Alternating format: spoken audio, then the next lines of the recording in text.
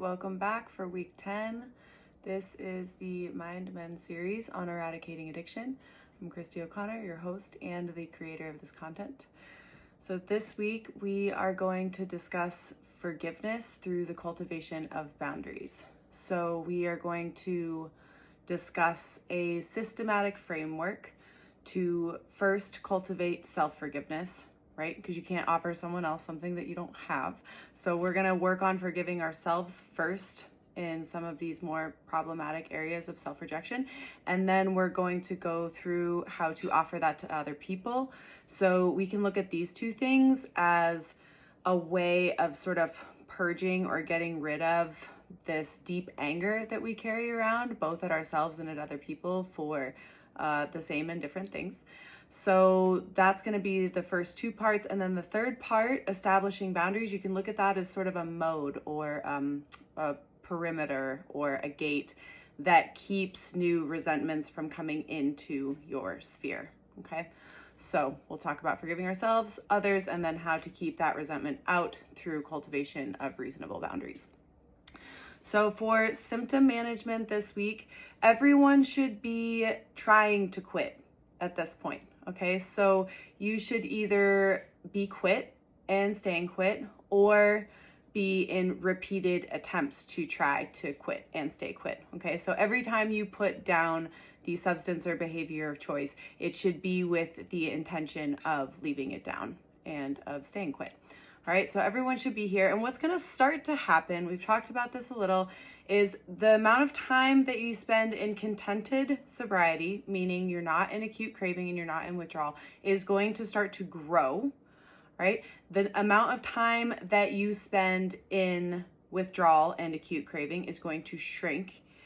And you will also find yourself spending more time in this middle area where you do have some craving and some compulsion to use, but you don't do it.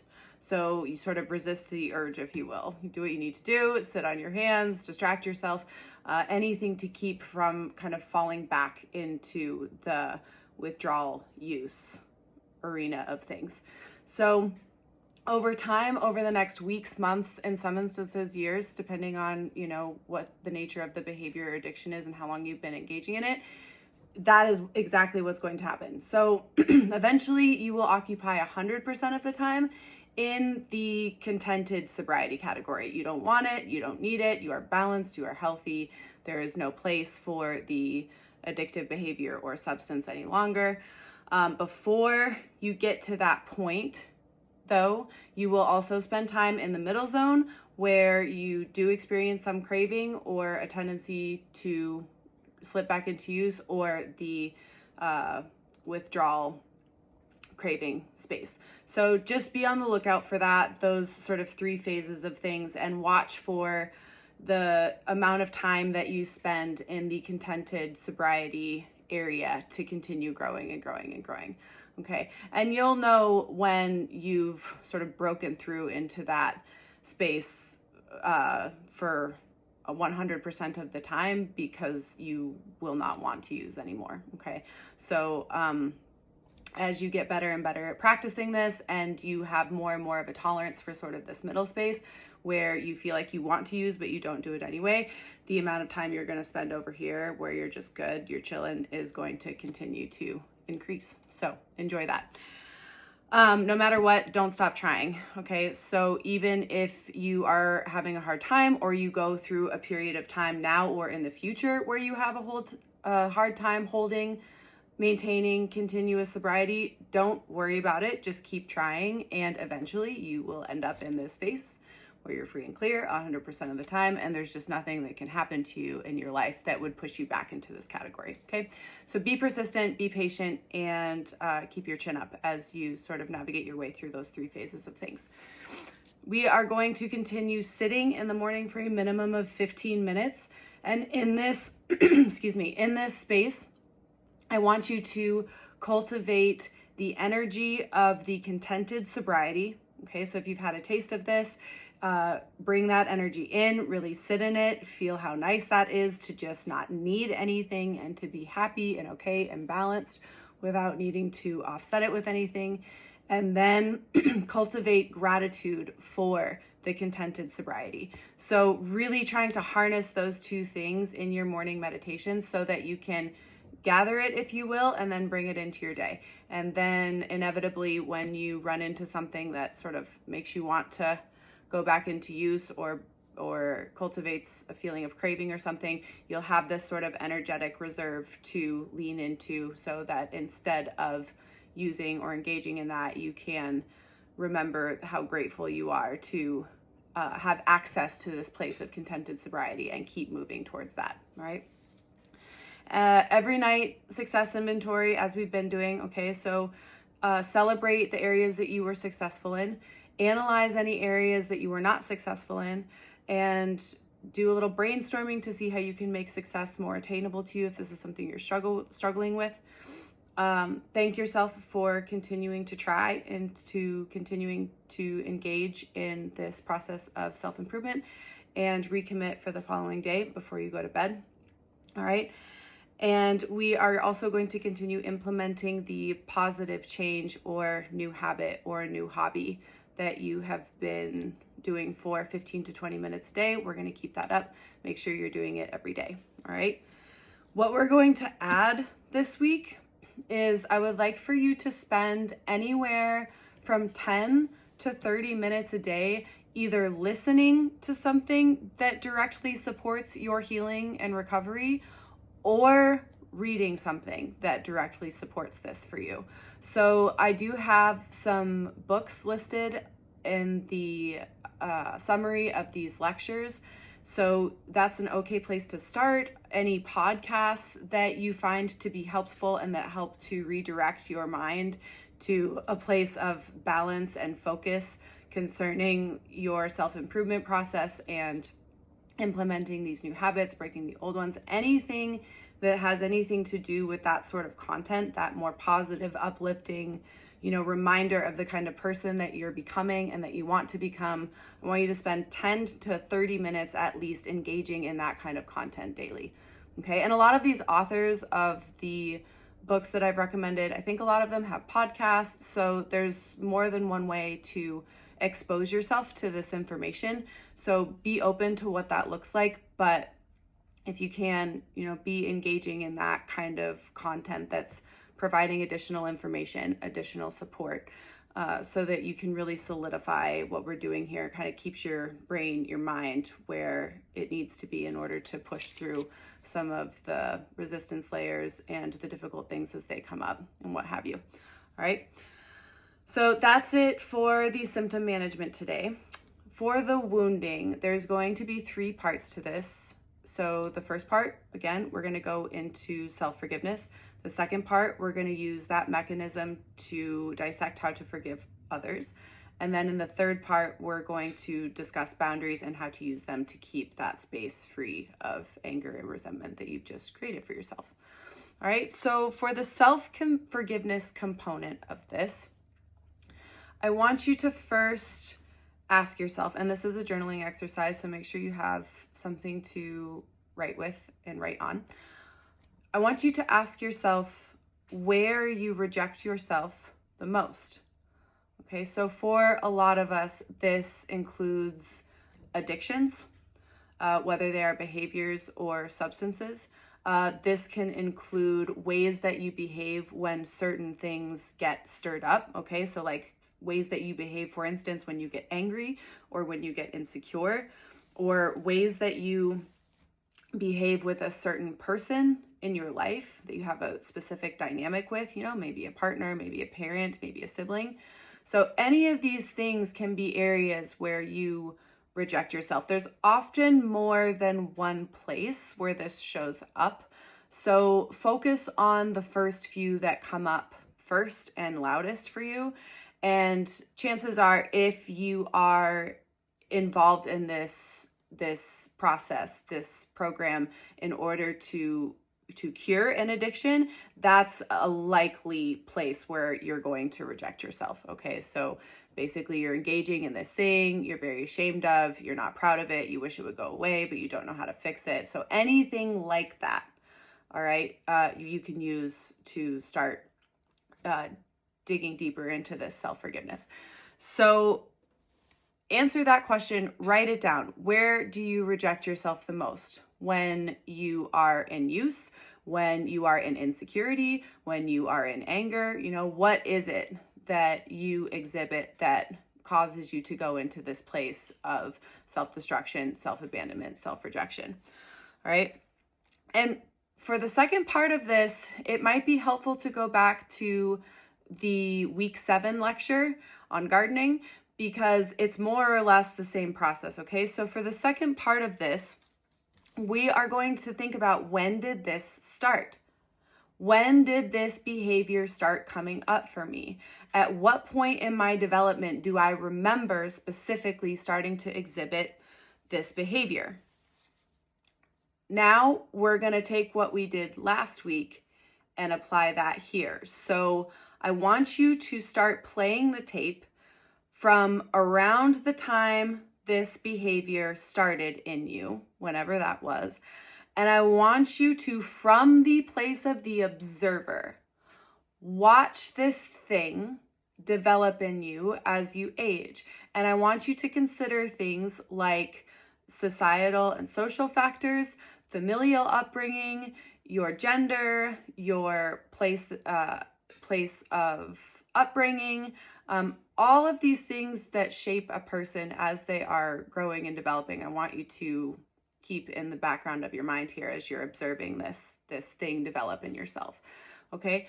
So then I want you to, if you can, kind of zoom out a generation or two further and try to see how this area of self-rejection that you've identified, try to see where it has cropped up, perhaps in your parents or in the people that raised you, okay? And try to, if you can, even go back to their parents, okay, your grandparents, and sort of see this thing as it sort of unfolds, yes, in you specifically, but also in the generations before you, okay? So I want you to watch this thing play out in yourself. And I want you to write out how you feel about it from the place of the observer, okay? So not from your perspective as the person who has experienced this, as an observer who's watching this develop in your character from purely an observational perspective, okay? So from that place, what do you see in your character? What do you feel for your character? What things come up that you would say to your character if you were able to interact with them, particularly around the time this thing starts cultivating in you? I want you to write out this perspective. So write down how you feel and what your understanding is of your character as these things start to come in fruition, these areas of self-rejection start to really bloom, okay? And I want you to notice what you find here. Notice the difference between this perspective of the observer that's watching this unfold in you, and you, the character who has experienced this and the destruction that it has caused and all of those kinds of things in your personal life. Okay, so there's probably a pretty big difference here. There usually is. And especially if you can get the zoomed out clarity where you can see this unfolding in a multi-generational sort of way. What we're trying to do here is we're trying to understand how not personal our flat spots are, if you will. So if you can understand that these areas, these behaviors that you have slipped into as a result of an inability to cultivate healthy coping mechanisms as perhaps a child or early adolescent, these things are not personal, and they tend to carry on generation after generation after generation. Typically, they get better very, very slowly, one generation at a time. But we can accelerate this by directly honing in on it and really pinpointing these issues in ourselves and seeing them for what they are. which is the result of a lot of generations of really unfortunate programming that we keep passing down to our children.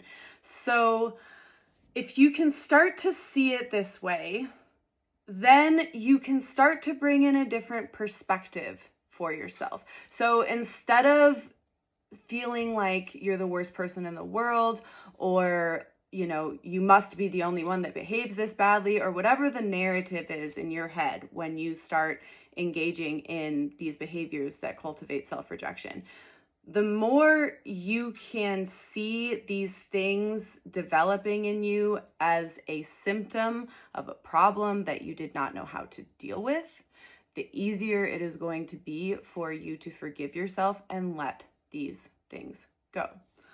So I want you to write down how you feel about this from an observational perspective. Then I want you to thought experiment what you would say or what you would offer to yourself as this behavior is starting to bloom, as this process of self-rejection is starting to take form in you at whatever age that is. I want you to write down what you would say to yourself, okay, as either a parent or as the observer, or maybe as an older mentor or something. And I want you to write down anything that you would do to help support yourself during this time, okay?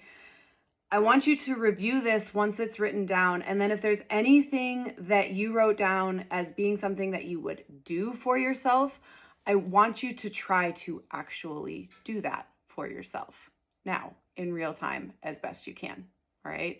So this is the part that directly relates back to week 7 in terms of meeting our own needs and giving ourselves what we need. So if there are things that you write down in this component of this as something that you would offer to yourself in earlier years, try to offer it to yourself now, okay? And I want you to then, for the last part here, you're going to use discipline to shift into this place of compassion and understanding for yourself when you start to see these things come up. So you will see things from a different perspective, and this is what's going to make self-forgiveness available to you. Then you have to harness discipline, self-discipline, and this was in week 3. This may be helpful to review if you don't remember week 3 content on discipline.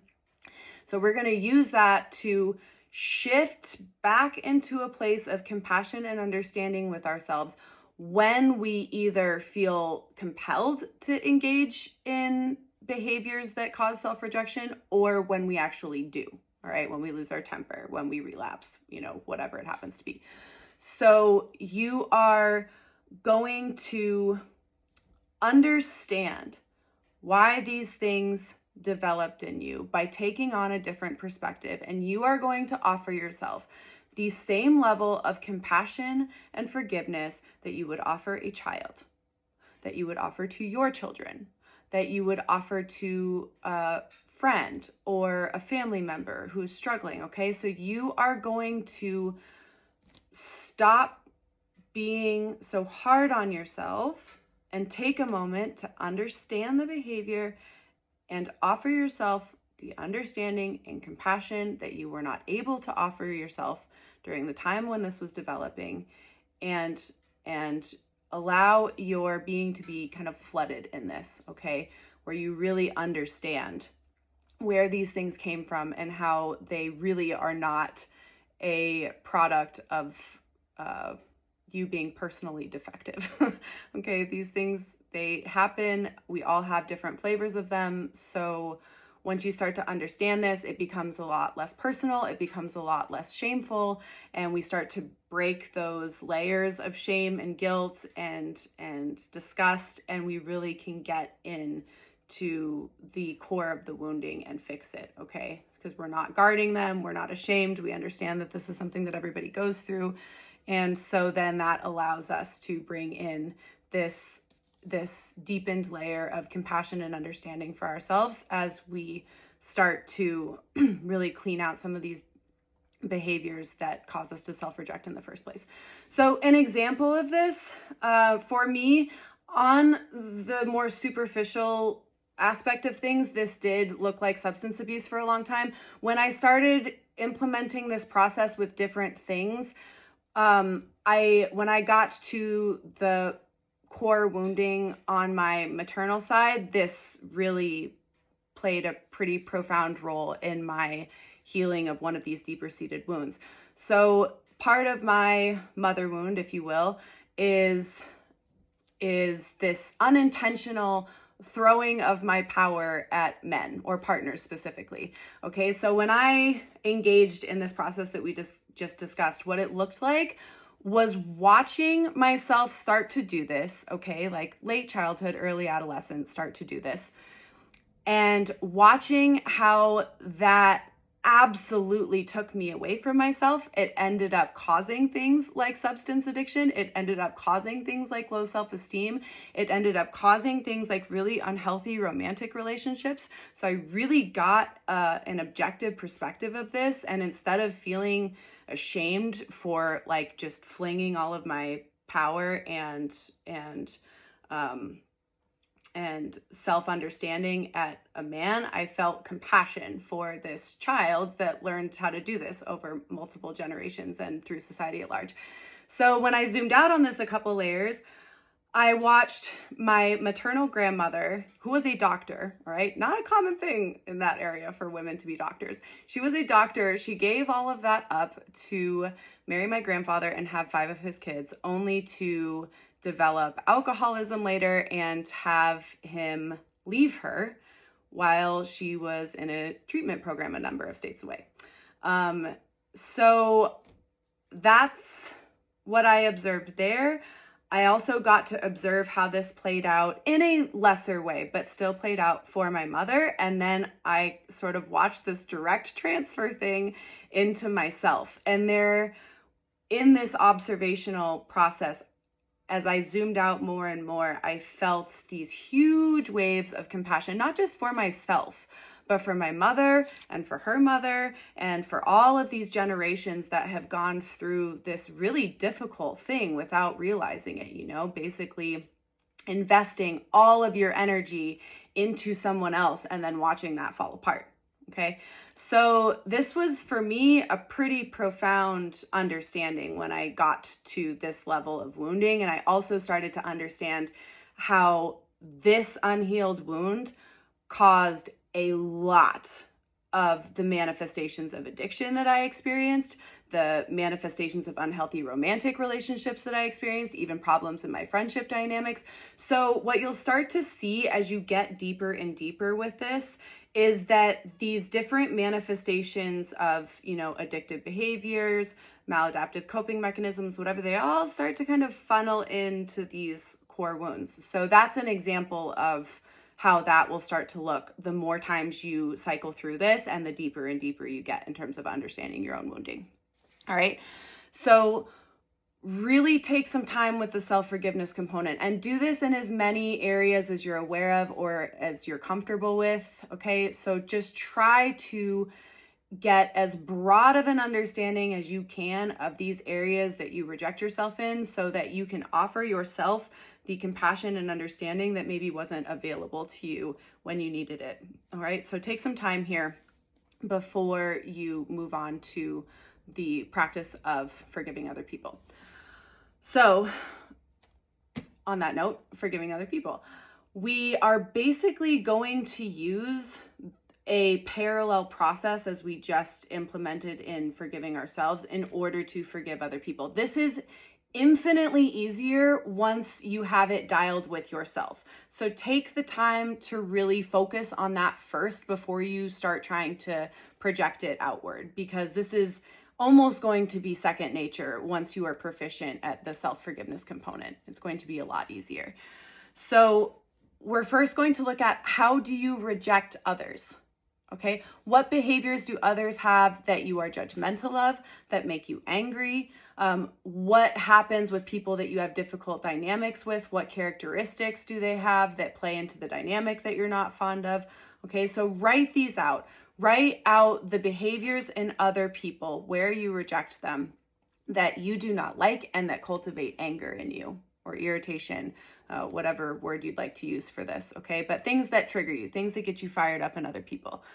So for the second part here, we're just basically going to do the same thing we did with ourselves, which is you are going to plug yourself in as the observer of this person, and perhaps the observer of this person with you in your dynamic with them, and also helpful to observe this person in their dynamic with the rest of the world. Because what you start to see from this place of observation is that they're not interacting with you in a different way than they're interacting with the rest of the world, meaning like their behavior with and towards you isn't personal. This is sort of how they conduct themselves, right? Because what they're dealing with isn't actually any different than what you're dealing with in your areas of self-rejection.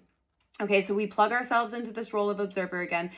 You'll know you're not in the role of the observer if you start having emotions come up around this, okay? If you start like having feelings of, being attacked or victimized or whatever, you're probably slipping back into your character's role. So take a minute to try to remove yourself and get in the seat of the neutral observer, okay?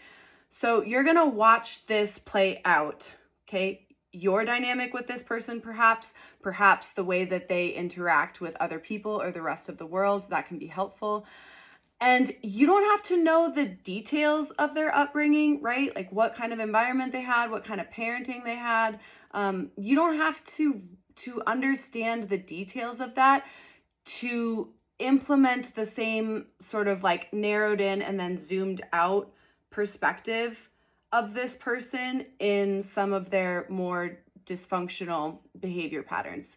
If you understand how that works in you, you're going to understand how that works in principle for other people. So while you're in this role of the observer, just imagine that you do know the story behind what cultivates the reason that they behave the way that they do, and zoom out on it a little bit, okay? Like what may have happened to this person to cause this? What may have gone on in their upbringing in order to form this unhealthy coping strategy? And then I want you to write down how you feel about this person and their behavior from the role of the observer. Again, we're just going to write here. And you want to try to stay in the seat of someone that's watching this play out, not as someone that this is happening to, okay, or someone that you're actively engaged in arguing with or what have you. So write this out. Then I want you to make an effort to understand the behaviors in this person that make you mad. This can also be, an aside, this can also be a behavior that people commonly fall into that makes you mad. Okay, so maybe it's one behavior that you notice in a bunch of different people. It doesn't really matter. I want you to consciously approach this with the understanding that some version of what happened for you, as you're zooming out on your stuff here, happened for this person. I want you to think of what words you might offer to this person or what acts of service you might offer to this person at the time when maybe it was bubbling up for them or as it continues to cause more and more harm in their life. And I want you to also write this out, okay? What would you offer to this person that has engaged in this behavior this way? All right. So we're going to try to move from a place of anger to, again, a place of compassion and understanding. And then even looking at like, what could I offer this person to make it better? Okay. And if there is something that you can do to smooth this over in someone, like for instance, if someone constantly approaches you with an aggressive or argumentative or, kind of a difficult, combative energy, you can start brainstorming like, okay, I can understand this from this place of compassion and understanding. Now, what can I offer this person to help disarm this? Okay, to help calm it down, to not amp it up and make it worse. You're not going to fix this for someone, but you can position yourself in ways that help to de-escalate other people's stuff when it comes up. Okay, so you're going to start to look at it from this perspective. Once you have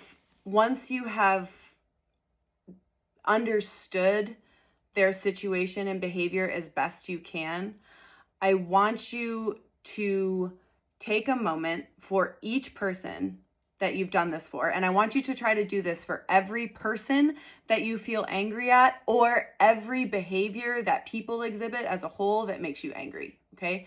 So I want you to take a minute and offer forgiveness, compassion to this person or group of people in the same way that you have just done for yourself. Okay, so you're going to offer them, instead of reacting, instead of taking things personally, instead of getting angry, you are going to shift into a place of understanding, regardless of how heinous the other person's behavior is. And you are going to, through that understanding, offer them compassion and understanding instead of anger and reactivity. All right. And then for the last part of this, same thing. In the outside world, when this starts to come up with other people, so when other people do shit that makes you mad, basically, you're going to use discipline to bring yourself into this place of compassion and understanding, no matter how bad the person's behavior is. And think of it this way: how someone behaves is a reflection of how they feel on the inside. So if someone's behaving terribly, they are in an excruciating amount of pain, and you're not going to need to understand the details of why that's there to understand that conceptually the more that you practice this.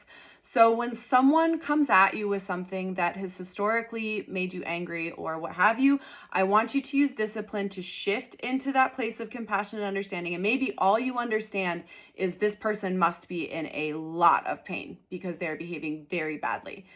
That's all that you need to understand. Shift into that place and try to approach them from that place, okay? And if you have to interact with them, and watch what happens, okay? Sometimes people are gonna blow right past that. It's not gonna matter. They are angry, and there's nothing that anyone can say or do to change that. But you can still center yourself in compassion and understanding and approach this person with those qualities. And what that's going to do is that's going to spare your nervous system the delight of being in anger or fight or flight. You're going to lower your cortisol. You're going to maintain balance inside of yourself, regardless of the frenzy that is going on outside with this other person, okay? And in a lot of instances, you will see the reaction in the other person start to quiet a little bit, okay? So the more stability you're able to bring yourself, the more that is going to be what spreads to other people. So use your discipline, shift into the place of compassion and understanding, and practice this. Practice it with yourself, practice it with other people, practice it when you are alone, and practice it when you are engaging with other people, particularly with other people that you have a difficult time with, okay? Maybe partners, maybe immediate family. Really try to implement this in situations that are challenging for you, okay? Because eventually it's going to become second nature, and there are going to be fewer and fewer things that can get a rise out of you or make you angry or cultivate that resentment inside of you, okay? So start practicing this. Take on different observational roles as you're cultivating forgiveness for yourself and others. It might take a few times, or you plugging yourself into a different variety of observational places before you can really get into that layer of self-forgiveness in a way that kind of blows things open, if you will. But keep trying different things, and you'll get there, and you'll know it because you'll feel it. You'll feel a tremendous sense of calm and understanding, and you will stop beating yourself up for things that were not caused by you and were not put there by you, okay? So keep practicing. And for the last part of this, we are gonna talk about forming boundaries so that we make sure that we keep stuff like this out of our inner circle, because it is really important to set your life up, set things up in a way that keeps contained what you want to keep close to you and keeps out what you don't want to keep close to you, okay? So this is a really important part of this, because what you'll start to understand is resentment is really one of two things. You're either getting mad at someone because they're exhibiting a behavior that you also exhibit, but you're not aware of it. So like it might look a little or a lot different in you than it does in them. So maybe you're like, oh, so-and-so's husband has a gambling problem, or da-da-da-da-da, and you have some feelings about that. Well, maybe you're also actively engaged in some form of addiction that isn't gambling, that is a different symptom of the same thing. So this is the kind of thing that can happen where you find yourself hypercritical of other people that are actually carrying the same qualities that you reject in yourself. And it's kind of funny when you start seeing these things. It happens more often than any of us like to admit, but it's a good thing to be on the lookout for. So it's either a result of that, right? You're judging someone for something that you judge yourself for, basically, and then you project that onto the external, onto the other person, situation, or whatever. Or it is a lack of setting boundaries with someone that you need to be setting boundaries with. That's the other scenario. So basically, someone is constantly requiring more of your attention than you would like them to have. Maybe they're invading your personal space. Maybe they are not treating you well as a friend or as a partner, as a family member. Maybe they keep violating your trust. There's a lot of different ways this can look, but when we don't set appropriate boundaries around this stuff and people continue to sort of violate us in this way, this can also cultivate resentment. So if you're not exhibiting, these behaviors that cause you to reject yourself and thereby other people, and you have good boundaries, you should have a relatively resentment-free existence. All right. It should be relatively, I don't want to say easy, but sort of like autopilot at some time to keep your inner bubble free from these sort of angry, vengeful things that come up, both for yourself and for others. So again, if resentment is coming up a lot in your life, especially once you get kind of this initial cleaning out, if you notice that it's still coming up, you probably either need to examine your own behavior for the things that you're getting mad at other people for, or you need to do a better job setting boundaries. Okay, it's probably one of those two things.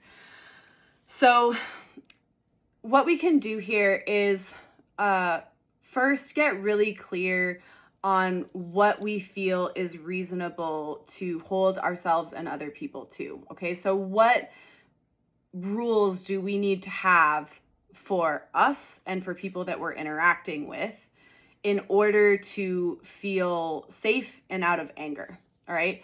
So that can look like maybe you are not drinking anymore, and maybe you decide that you are not going to go to the bars with your friends anymore. Okay, so maybe that's a boundary where you're like, I'm not going to spend time in this setting with these people, but maybe I will go do other activities with them. Okay, maybe I will engage in outdoor activities or exercise or meeting up during the day or something like this instead of hanging out in the bars. So that's a boundary that you're holding yourself accountable to. Like, I'm not going to go in these places right now because I know that's not where I need to be. And then also having that boundary with other people. Like, no, I'm not going to meet you in this place. I'm sorry, I can do something else with you. Or whatever it happens to be. So that would be an example of a boundary that you're going to create for yourself and sort of hold other people at whatever distance you need to in order to maintain that. Okay.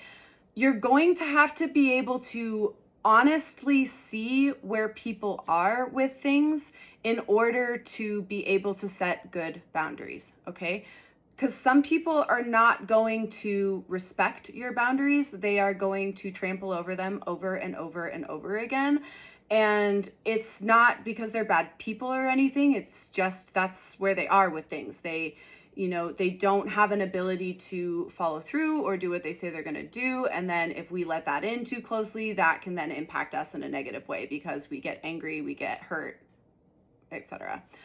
So perhaps if you can see people for where they are accurately, see them for where they are, and you can say, for example, like maybe you have two friends and they both engage in behaviors that you are trying to quit, let's just say.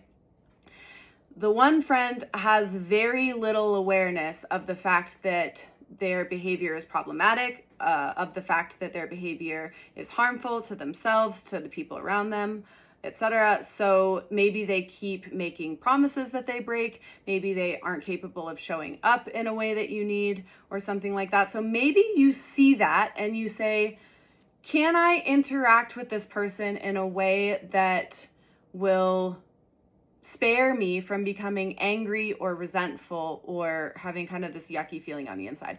Maybe the answer is no, like I just can't hang out with them right now. And then that's a boundary you can set. I can't see this person right now, okay? Or maybe the answer is like, yes, but only in these certain settings, or only in these certain ways, or only for this much time, okay? Or only this often. So you get to decide where the boundaries are. So it can range from I can't see you at all to I can see you in this sort of limited way, all right? But wherever you set it, you need to make sure that you're not getting angry with that person with where the boundary is, because if you are, you need to reset it, because that's on you. It is your responsibility to put the boundary where you need it to be so that you don't get angry, because it is not the other person's job to do this for you, okay? Regardless of how they're showing up. So maybe that's the first friend that you have and you gauge where to put your boundary with that. And maybe it's, relatively far because they're at this point in time not really able to understand the impacts of their behavior. You don't have to get mad about this, but you can see it for what it is. Now, say you have another friend with the same behavior characteristics, but they are trying to get themselves away from it. They are doing the work that they need to do in order to get better, in order to free themselves from this, in order to be a better friend, parent, partner, whatever. And you can see this. You can see that they are actively trying to move away from this thing in the same way you are. Well, maybe you don't have to have boundaries that are so strict with that person, because you know that they're working on showing up better, that even if they don't do what they say they're going to do 100% of the time, they are doing their very best in order to make that 100% of the time, okay? So you have two people with similar behaviors going on. One is working on it, one isn't. And so there are probably going to be different boundaries for different things, depending on where people are in relation to where you are and to your own healing, okay? So this is gonna change. It's gonna look different. You're gonna have to set them, try it out, see if you get angry, see if you get trampled on, see if people continuously, bust through your barriers into your personal bubble where they don't belong, okay? And if something isn't working, reset them and try again, okay? So keep working on this until you've created a situation where you're not interacting with people in a way that makes you angry. You are advocating for yourself in order to prevent interactions with other people that make you angry. And you are very clear, first and foremost with yourself and also with other people, on where that boundary is. There are a lot of different ways you can communicate this, and communicating boundaries does not always have to mean verbal dialogue around them, okay? You can set energetic boundaries that people often will feel. You can be very stern and clear with words, many or few that you choose to describe a boundary that is there, all right? Or you can be very blunt and verbally tell someone what you are and are not willing to go into with them, okay? So however you communicate those, there's no wrong way. Experiment with it a little and see what seems to work best. So you're gonna set yourself up to have this sort of garden, this gate of boundaries that protects you from having to go into interactions, situations, different dynamics with people that cultivate anger for you.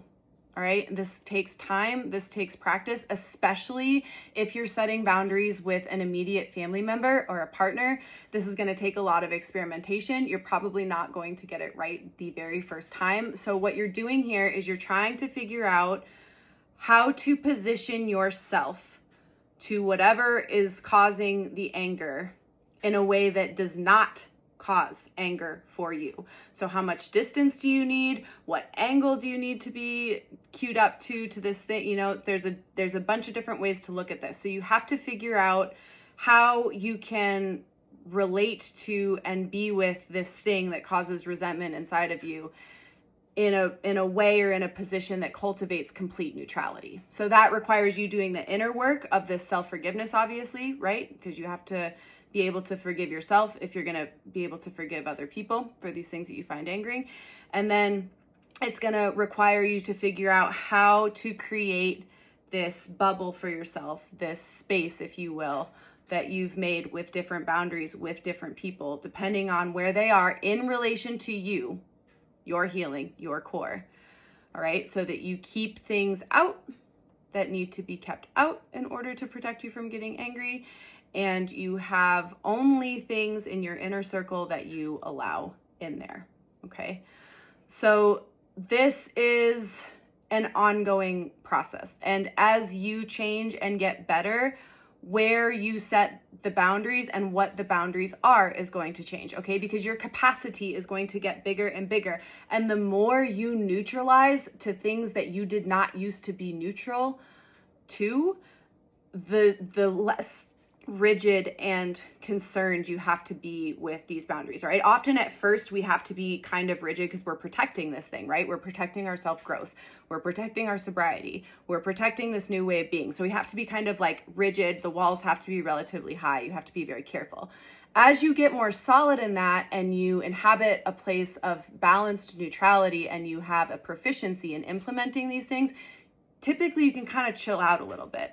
And you can get a little more up close to the things that used to really make you angry or drive you insane. Because as you heal these things underneath, as you start to heal these areas of self-rejection, what you're going to find is interacting with those things in the outside world is not going to hurt the way that it has historically. Okay, so the more practice you put into this, the more neutrality you're going to feel, the less angry you are going to feel at yourself, and the less angry you are going to feel towards other people.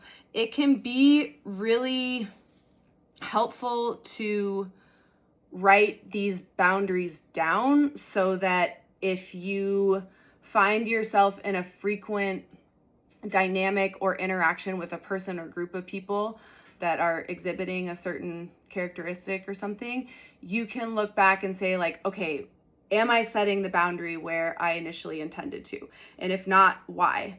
And start to try to actually do that to implement the boundary. Or you can look back and say, okay, nope, this is what I said I was going to do, and this is what I am doing, and it's not working, so I need to reevaluate. So I would highly recommend getting clear on where your boundaries are with other people and also with yourself. Okay, so you want to hold yourself to at least the same accountability that you're holding other people to. Ideally, you're holding yourself a little bit more accountable than you're holding other people, okay? So you want to make sure that if things are happening in your life, right? Like if you're saying like, I'm gonna quit, and then every other day you're like in and out of use and like that's going to violate the relationship that you have with yourself, and it's going to continue cultivating this self-rejection if you know in your deepest layer that you are not doing the best you can, and that you are avoiding something that you need to be confronting, and that you are not, giving sort of this chance at self-development a real chance. You're just sort of kind of skirting around it and running from it, and then kind of like patting yourself on the head like there, it's okay. So you need to call yourself on stuff like this, okay? Because if something isn't working, it needs to be, well, what isn't working and what do I need to do in order for it to work? Because no one is going to do that for you besides you. Just like no one is going to set your boundaries for you either. Other people will show you where your boundaries need to be set, but they are not going to set them for you. And oftentimes, if you let them trample over your boundaries, a lot of times they will. Okay, so you have a responsibility to hold yourself to a set of boundaries that you have determined, and then also to hold other people to boundaries that you need in order to protect yourself, okay? So you can make two different lists, a set of boundaries that you have for yourself, a set of boundaries that you have for other people. It can be helpful to find the overlap in these two things. Make sure that you are not holding other people to a standard that you are not holding yourself to, Okay, very important here. Okay to hold yourself to a higher standard than other people, not so much to hold other people to a higher standard than you hold yourself to. Okay, so be watching out for this. Again, helpful to write this down, helpful to get really clear on it before you get in the interaction that stirs a bunch of things up, because that can sort of create forgetfulness in terms of the nature of the boundary and what exactly you were doing to implement it and what have you. So the more you can write down, the better, all right? Take some time with this one. Really make sure that you get the first part of this, the self-forgiveness component. Make sure you get at least one area of self-rejection really firm in that before you move on, okay? So make sure you really understand what that looks like, what it feels like, what you're able to let go of when you're able to really embody this place of self-forgiveness. Because once you are able to embody that for yourself, you're going to be able to offer it to others. You are going to be able to create a structure that keeps you there and that allows these sort of deeper core wounds to really heal. And as that happens, you will know, because you will become neutral to things that you have historically been unable to be neutral towards. So keep working on this, and heavy journaling here, especially with the generational aspects of these more difficult behaviors to accept in ourselves and other people. Try to cultivate as much understanding as you can, all right? So thank you for watching. If you feel ready to engage in week 11 in a week, feel free. And if you need to take more time, as always, do so for yourself. Thanks so much.